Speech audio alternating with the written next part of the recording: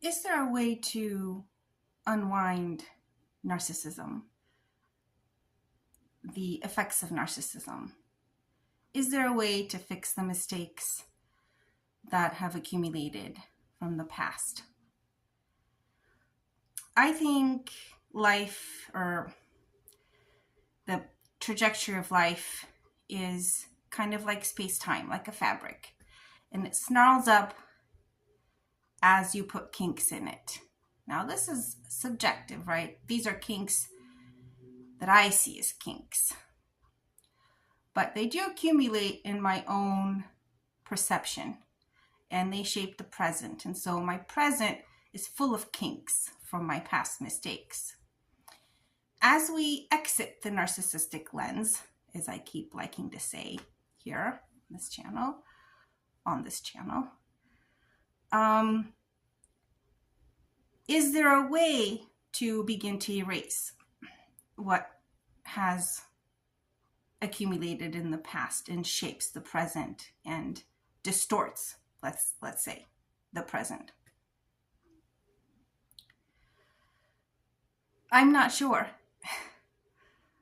Sorry. I think so. I have a theory. And if you've experienced it, go ahead and share. But it's a lot of hard work, and I'm just kind of entering on the, I wouldn't say the hardest, but the most methodical part of it. I have identified, I have purged habits little by little.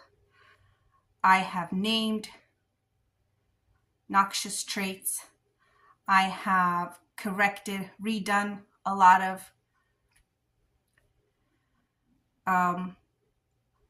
of daily events. Redo, get another chance.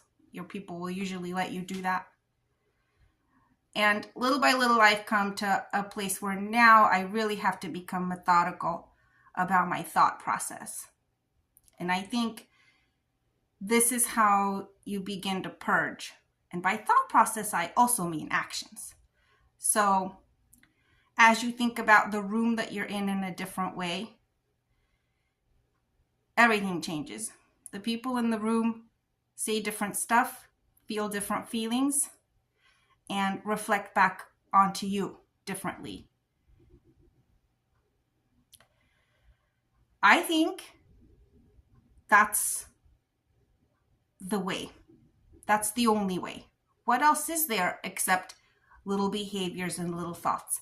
That's how narcissism got into us, if it got into us, if it's not genetic, which I think it isn't. I think maybe there's a genetic predisposition, but becoming a narcissist, using narcissistic tendencies daily for your defense, as your defense mechanism, comes with practice. And, the neural pathways that are laid down from you encountering again and again events that require you to take certain action.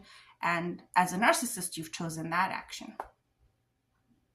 Maybe because of your predispositions. But as we purge those, as we begin to purge those, we can start taking small steps in the other way or in different ways than the ones we've been taking, because after all, that is the same method that built us up to this point.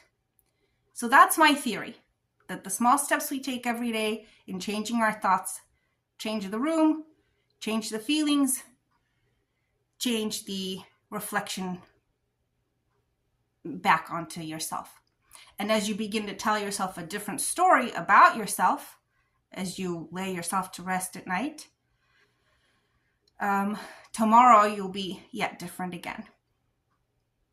So Meadow DeVore got me on this track. You should listen to her videos if you want to purge narcissism, because she talks about how to protect yourself from narcissists. But the video that talks about the 5-minute trick, or the 5-second trick, the 5-second rule, the 5-minute rule, that will expose a narcissist for you. That's the one that really showed me how I have been maintaining my narcissistic tendencies throughout my efforts to purge them. So I had am continuing to pull energy from people in these little ways, seeking their attention, interrupting. My daughter's telling me a story and I'm wanting to pour her more milk. Stop what you're doing, pay attention to what I'm doing. That's where I'm starting to purge. Undo that. Don't do that. Don't pour more milk. Stay and listen. Do the listening thing. Sit in the back of the head, like I say in this other video, and keep listening. Say to yourself, I don't know if I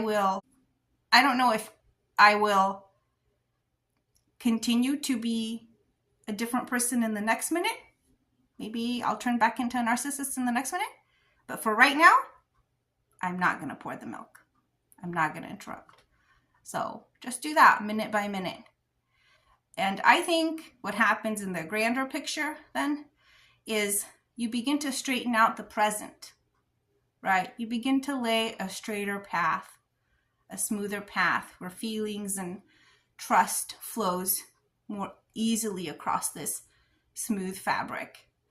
And like anything that's connected to anything else, like unwinding a rope from one end that has been wound up, it'll affect the other end. So although as far as we know, the past and present are not connected, and you can't go back in time according to the physicists, still, at least in your cognitive perception, as you smooth out the present, my theory is the past also smooths out just by transfer. Now that's a little voodoo, but even if it is just cognitive, still it affects. Cognitive means in your own perception as a human being, as a creature living, as a creature with perception. But even that, it affects the present so much that you become different. You become different in the present. It feels like you're unwinding the past, but you become so different in the present. You begin to think differently about yourself altogether, ever. They say that memory doesn't really, what you think now, you kind of feel like you've always thought, right? Like you love somebody, I never not loved this person. You forget that there was a time when you didn't think about this person, let's say. They say there's only so much room in the mind for memory and reasoning, and we throw away a lot of things. When you're full, you feel like you'll never be hungry again. So you forget about other states, subjective states. But so even if it doesn't actually travel back in time, even if your current work on the present, straightening out of your affairs, your approach, your feelings, and your I'll call it manipulation of other people, because any communication is manipulative, but your molding of your present environment and your people and yourself, as that changes, I do think little by little it will unwind the crinkles of the past. That's just a theory. As I say, I'm just getting started, so I'll have to keep you posted.